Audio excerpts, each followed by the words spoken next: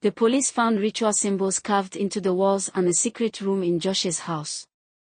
Amanda sat quietly in the stranger's house, her hands shaking so badly she could hardly breathe. She didn't know if Josh was close. She didn't know if the guards were searching. All she knew was one thing. If they found her, she was dead.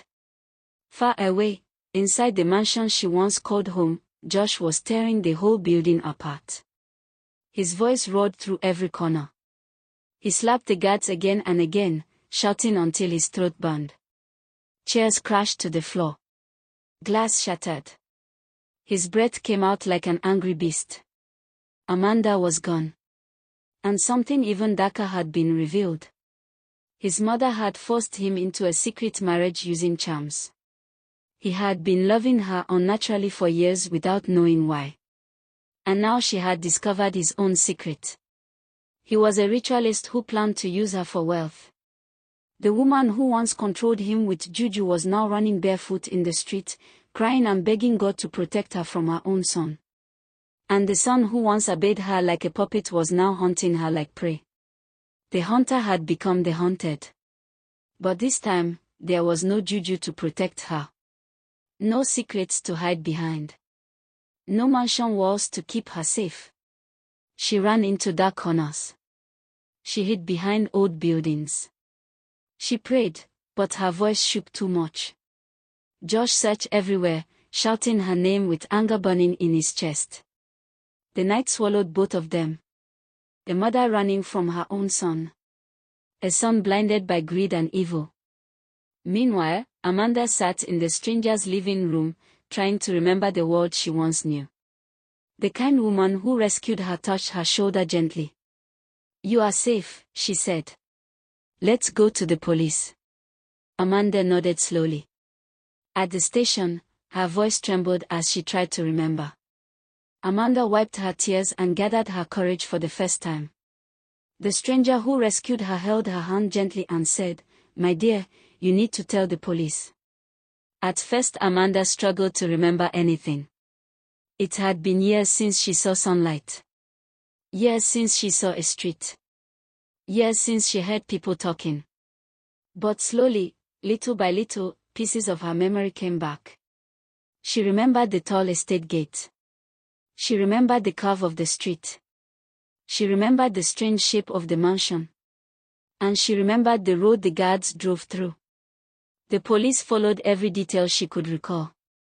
When they reached the mansion, the air around it felt heavy and cold.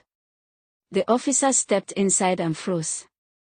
They found ritual symbols carved into the walls. They found hidden rooms behind false panels. They found blood-stained fabrics. They found bags filled with secret items. They found baby clothes, tiny, untouched. They found signs someone had been trapped here for a very long time. The officers exchanged looks. They knew evil had lived here. Josh was arrested on the spot. He fought, he screamed, he begged, he swore he did nothing wrong. But the cuffs clicked around his wrist. Within hours, the police found his mother hiding in an abandoned, uncompleted building. Her feet were dirty, her face covered in dust. She cried as they dragged her out. The same mother and son who once held the darkest secrets together and once controlled everything with fear and secrets were now sitting beside each other, handcuffed, exposed, terrified and exposed for the world to see. For Amanda, a new life was beginning. She woke up every morning to sunlight, not darkness. She slept without fear. She ate food without shaking. She walked outside without looking over her shoulder. Her children were gone. Her womb was damaged. Her body carried scars. But she was alive. She was free. And she finally breathed like a human being again. People around her loved her. They protected her. They helped her heal. Her scars were deep. But her strength was deeper. One morning, Amanda gathered the courage to go to the hospital for a scan. She wanted to know the truth about her womb. After the examination, the doctor smiled and told her, "Your womb is perfectly fine and healthy." Amanda walked out of the hospital with tears of relief and a bright smile. And her story spread across the city and became a warning to every woman, and everyone learned from it. Evil can hide behind a wedding ring. A mansion can be a prison. And not every woman who calls herself a mother has a mother's heart. And not every love is natural. Some are created by charms, darkness, and wickedness. But no matter how deep the darkness is, light always finds a way in.